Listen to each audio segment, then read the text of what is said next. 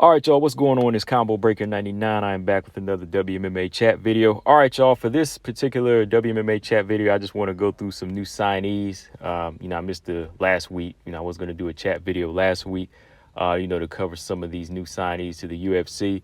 But they just been piling up, man. They just been adding some new recruits. We got strawweights, flyweights, but we got a lot of bantamweights. So I just want to go through these different names that's just been signed, kind of give y'all a background on a few of them and my thoughts on who they signed as well. First up for the strawweight division, we got Shawna Bannon, who is currently undefeated. She's 5-0.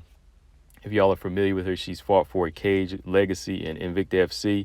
I believe I called maybe like one or two of her fights, whenever she's fought for Invicta FC.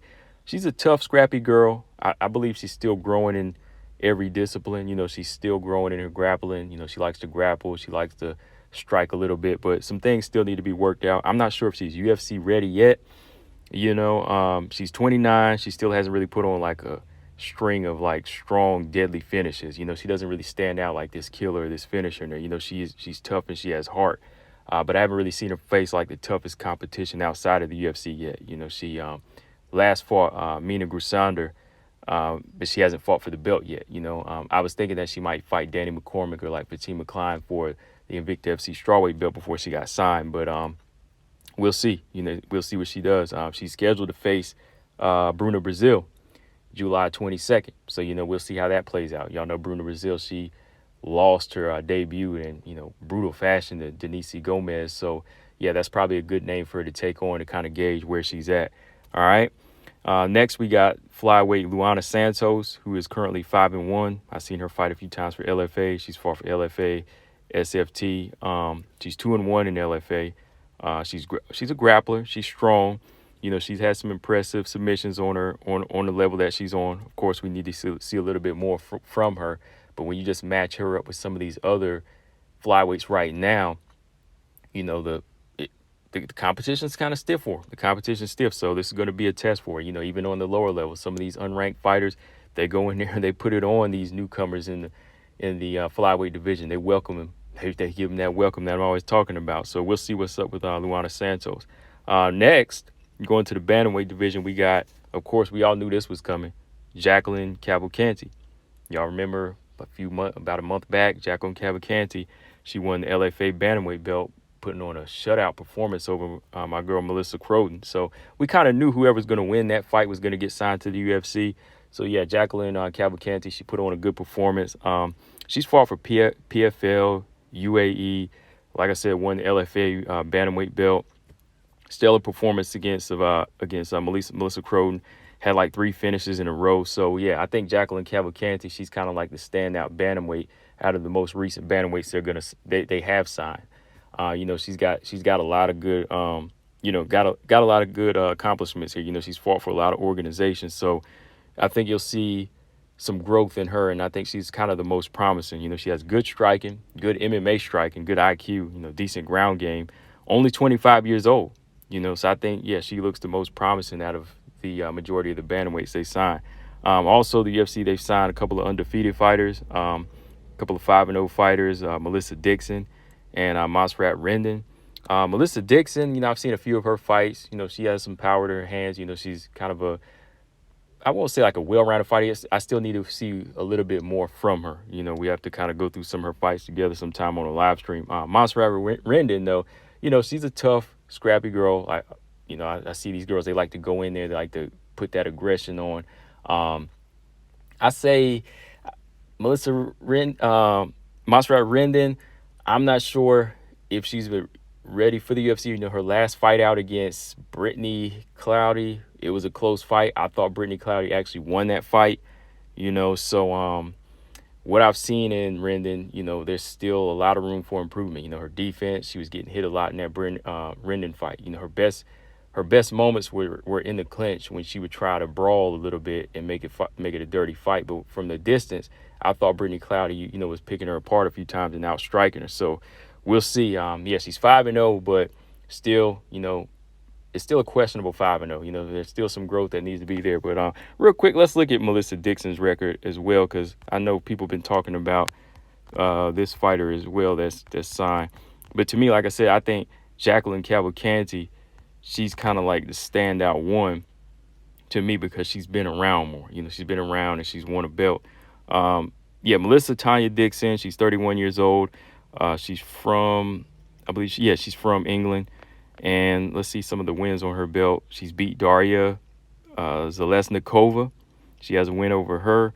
And she's had about 3 finishes in her career. She has an extensive amateur career as well. So, that's probably why they were trying to go ahead and push her into the UFC at this point, because she has, more amateur fights and she has professional fights. But at 31 years old, they probably want to go ahead and take that chance. So we'll see. We'll see what's next for. We'll see what's up with her.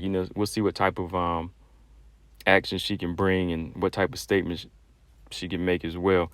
Let's see, who else do we got here? Okay, yeah, and we also, speaking of Daria Zalesnikova, we've got her. She's signed. She's 8-1. She's a hard hitter. Seen a few of her fights from Aries FC. Like I said, she has a loss to Melissa Dixon, but she has more wins, and I believe she has a little bit more experience than Melissa Dixon. I've seen her go in there and throw down. This girl can hit, So I think Daria Zalesnikova, she's going to be one of those fighters that come in there that'll come in there and make a big statement. And that's what the UFC is looking for right now. They're kind of looking for fighters with that look, but they're also looking for fighters that like to go in there and put on shows, And I think they've signed a few fighters that are green, but some of these fighters, I believe they will come in there and put on some shows. But the best way to test them, go ahead and put them in there against some of these veterans, see if they can retire some of these other girls. So we'll see if Zalesnikova, Dixon, Rendon, Jacqueline Cavalcante, we'll see if they can go in there and retire some of these other fighters and start, revamping this bantamweight division. And I think the UFC, they knew something that we didn't know. I thought it was a big shocker the way Amanda Nunes retired last Saturday, but maybe it was already kind of going around. Maybe Dana White, maybe he knew a little bit, maybe he knew something. Maybe he knew something like weeks before the fight. That's why they started signing all these bantamweights to the division, because they knew that as soon as she left, they were going to need a new star, somebody that had potential to go in there and be a dominant fighter. Like I said, a lot of questions there's still going to be a lot of questions about these fighters that they've signed out here right now. But to me, like I said, Cavalcante, she looks the most promising. We just need to see her in there against some of these bigger, stronger bantamweights, moving down the road. So nothing signed for her yet as far as a fight. Most of these girls don't have any fights lined up yet. They've just been signed. The only one that has a fight coming up is Shawna Bannon against Bruna Brazil. So we'll see what's up, y'all. Also, I wanted to say rest in peace and send my condolences to the Sherry Smith family. Just so y'all know, Sherry Smith, she was a rising young fighter. I believe she was still an amateur MMA fighter. She actually passed away in a tragic car wreck, very bad car wreck. She was fighting I think she's from New Jersey. It was posted by a couple of her teammates and friends. But Jake Necker, he said, absolutely devastating news out of New Jersey. MMA fighter Sherry Smith passed away, according to her gym and teammates. Having met Sherry a handful of times, she was an absolute gem of a human who perfectly embodied a fighter. I'll post some fundraising donation opportunities when available. And he said she was a beaming light of positivity and a joy and passionate and ferocious fighter. I'll miss her every day till my last day. There's a GoFundMe link for her. She was 2-2 as an amateur. Okay, yeah, she was 2-2 as an amateur. Her last fight was March 25th of this year. Rest in peace. All right. So, yeah, that's sad, man. We've been having a lot of fighters pass away lately. Angela Lee's sister, and there was the other young lady. Her name kind of escapes. I did a video on her. It's just kind of going through my mind. Hold on, I'll pull it up real quick, just to kind of fill y'all in. We had, Angela Lee pass away, and Sherry Smith most recently. And these girls are young too, man. Hang on here 1 second. Yeah, Shaylee Lip. Shaylee Lip was another fighter who just passed away. So, yeah, sending my condolences to all those young ladies. Man, life's just starting out. Just starting out, man. But also, before I go, I just want to give my quick thoughts on this. Some of y'all keep on asking me about this situation. I'm going to have to do a video on it if there's a response from Erin Blanchfield. But I did see the interview with Valentina Shevchenko.